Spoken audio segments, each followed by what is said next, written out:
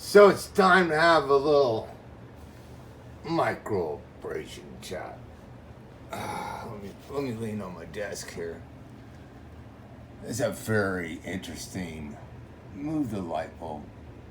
It's a very interesting micro abrasion scratch right there.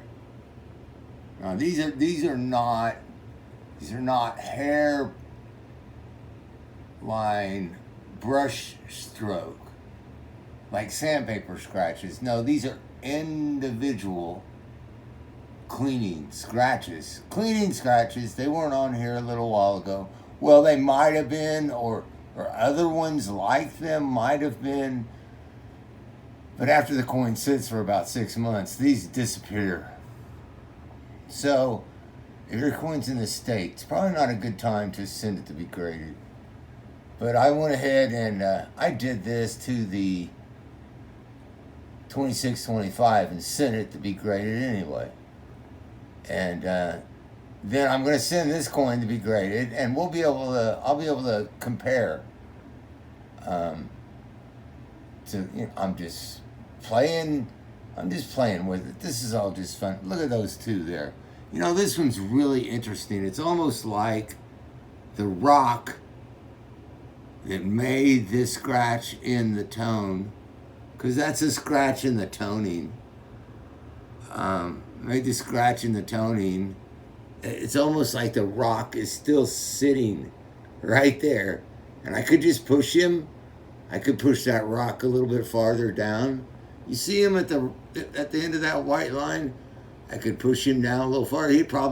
That white line would get longer the farther I push him along. These items are not something that you'd probably find on an uncirculated, like mint state kind of coin. You might, I don't know. You might. The ones that are really toned could have little rocks all over them like this. But I mean, if it's a blast white Morgan, and you clean it with a soft, I'm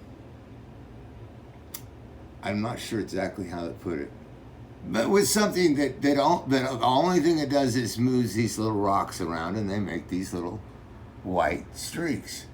That's not a mint state coin if it's got that stuff on it. And a mint state coin shouldn't have anything at all on it, so it shouldn't have this problem. But anyway, this is not a mint state coin. But I just wanted to talk a little bit about this kind of abrasions, because people kind of talk about, hey, you could break particles of the oxidation loose and scrape them across the coin, and you would get. There's what they're talking about. Now, if your coin has, damn it, if it's not going to get a mint state grade anyway, then you should not be worried about these. If you're just going to get a genuine grade, you should not be worried about these. Which a lot of the coins that I'm going for are just, I'm not looking for a mint state. I'm just looking for I'm looking to preserve the coin in the best holder that I can get it in for the cheapest price. And in the case of this coin, this is not ready yet. No, I'm not ready for that yet. In the case of this coin, I'm not worried about the coin being cleaned so much, because that's not why I'm getting the coin put in a capsule, okay? I'm getting the coin put in the capsule because this is one of the most common die cracks on this particular coin that you'll find. But you will not find one that looks as good as this. This is This is undisturbed. A lot of times this die crack is busted up in 4 or 5 pieces and got die crack spider webs around it, and like the surface is just goofed. But I just really like this one. It goes all the way through the rim. And it doesn't have any flaws in it. It's just a perfect arc. So that's why this can get graded. And you know, when you get back here, where is that? That scratch that we was looking at under the L. Where is it? Where's those two? Where's those two? I can see these ones though. And that's something happens is that as you turn this coin like a cartwheel, you will see those moving rock scratches going in all different directions. But they won't be in like a hairbrush, or not hairbrush, like a paintbrush stroke, sandpaper stroke formations, because it's not a polish that you're putting on the coin. It's a rock that was on the coin surface, and as you remove it, it either leaves a white spot or it leaves a white streak. Leaves white spots and white streaks if you remove those little rocks. If you leave the rocks on there, well, guess what? Not mint state, because coins don't come from the mint covered with little rocks. So let's go back here, see why I had these other photos. So this is a pretty good photo of the other side, which does not have any of those little